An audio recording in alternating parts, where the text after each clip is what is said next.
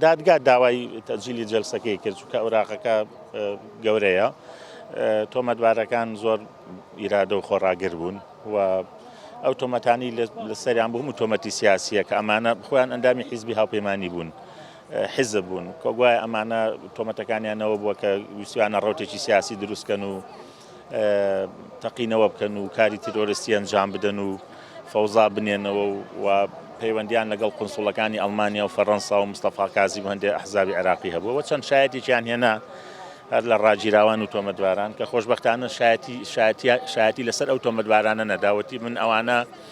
هەندێکیان هەر نایان ناسین و کە ئەوانەشیان دەیان ناسین پەیوەندی پیشەیمان هەبووە پێکەوە مامۆستا بووین قوتابی و مامۆستا بووینیان بۆ نمونە و هیچ شایەتێکیان نەدا کە ئەوان تەقینەوە بکەن کاری تێکدەرانە بکەن بۆیە بەڕای من تۆمەتەکە تۆمەتێکی سیاسیە و تۆمەتبارەکان زۆر بە ئیرادە و خۆڕاگر بوون هیچیان لەسەر نییە. یەکەمین جەلسە دادگەهکردنا چارش چالاکوانên duhokê bûye. Diyare piştî şahid înayên ku pênc şahid yê te heman keysê ku sibeyinê dê mihakema wan ê tekirinê celsa duê. Ev pênc şahidê hatin xweşbextane çariş wan e her hîç tiştek nebû şehdeyî nebû li ser van çar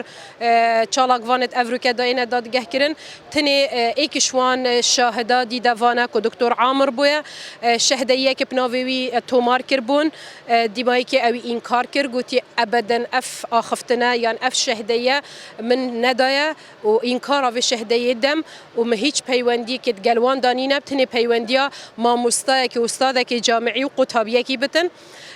hate duaxistin mehkemeye icraatın ihtimala çendin kombone dîtir yan danîştinê dîtir bênekirine heta ev keyseyek labitin diyare jî fişareka here zor ya rêkxerawên NGO ya parlamentara ya kesanên mafxas yani bêjîn konsulya evrûke yê çavdêriya van dadgehê henêtken ku diyare pitir ev dadgeheka siyasiye hiç tuhmeteka wisa nebûye yani hindek tuhmetê înayîn ev tuhmete bê belgene.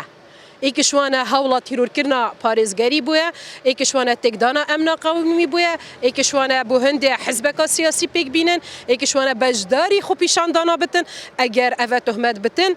beşdarîkirinê xwepîşandana tuhmet bitin, nîva duhokî yan em bêjîn sê çarêka duhokîn û kemecalê xwe bînin dê yên xwepîşandana ken lê ev tuhmetê tenê diyar bû jî kanê kombûnê yan em bêjîn rêniştinê bê da kanê dê çawaşên van